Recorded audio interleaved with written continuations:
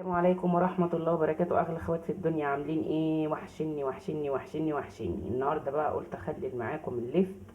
انا مش بخلله عشان انا شاطرة يعني، لا، ده عشان اسهل انواع المخللات. هو اشتريته خلاص بقى، قرب يمشي، موجود بقى له فترة بأسعار حلوة في السوق. يعتبر هو ارخص حاجة، التلاتة ب10. ولو هتشتريه كده انا مشتريه كده من غير اوراق، وكنت عايزاه يقطع لي دي كمان، انا ما بحبش انا العروق بتاعته. كده الكيلو بيبقى ب5، فجبت دول. قلت اعملهم، وجبت معاهم بنجرايه اهي، وسط، دي حلوه قوي على دول.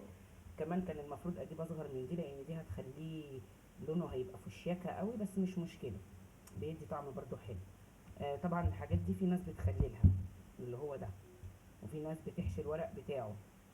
عملته مره، طلع كويس مش وحش، بس يعني ما مش مستحب اني اجربه تاني الصراحه. هو كان حلو، بس كان فيه لدعه مراره كده زي ورق العنب، فما عجبنيش الصراحه، كنت اول مره في حياتي اجربه. وده برضو في ناس بتخلله، اللي هو العروق بتاعته ده، وبياكلوها برضو، في ناس بتحبها قوي، لكن انا ما بحبوش بصراحه.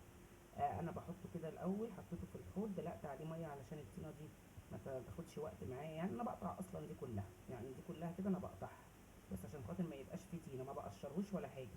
هو بغسله، وهوريكم هقطعه ازاي اهو يا حبايبي. جبت الصبح، بس الراجل مديني واحده عامله ازاي. لان انا جيت انقي، انا حبيت انقي اللي هو الوسط ده. طبعا الراجل مرضيش، لان بياخدوا في بعضيه. فبس حلو الصراحه، كان شكله على العربيه كده هيهفف النفس، ولونه جميل. عملته مره واحده السنه دي، ودي تاني مره هعمله. جميل، ما بياخدش وقت، بيتاكل في 3 ايام. يعني بتخليه تلات ايام 4 ايام كده بالظبط، وتروحي واكله منه. بيبقى جميل قوي قوي قوي مع الطعميه، ومع طبعا اي طبيخ هتعمليه، بطاطس محمره. انا بحبه الصراحه، انا ماليش في المخلل خالص، ولا بحب البتنجان المخلل، ولا ليا في الحاجات دي. هو اللي بحبه بس الزيتون الاخضر والليمون، انما بواقي المخللات لا. انما ده بعشقه الصراحه، وحبيته اكتر لما عرفت ان وصفته سهله.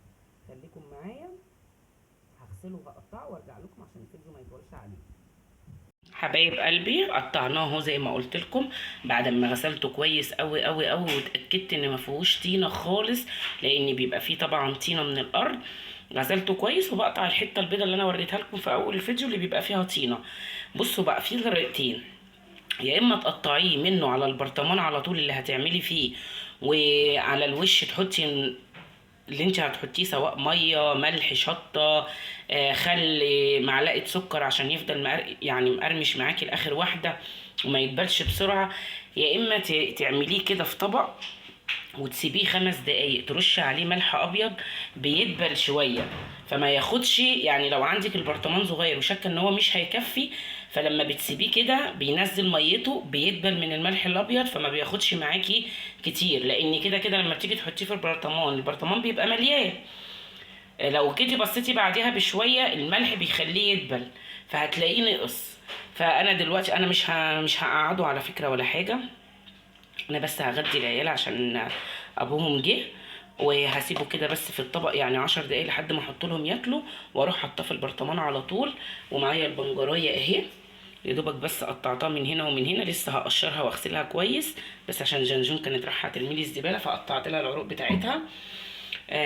هقطعها بقى البنجرايه، وبجيب بقى البطرمان، بحط طبقه اللفت، يعني زي ربع البرطمان كده مثلا، وبعد كده بحط بنجر، وامشي وامشي وامشي.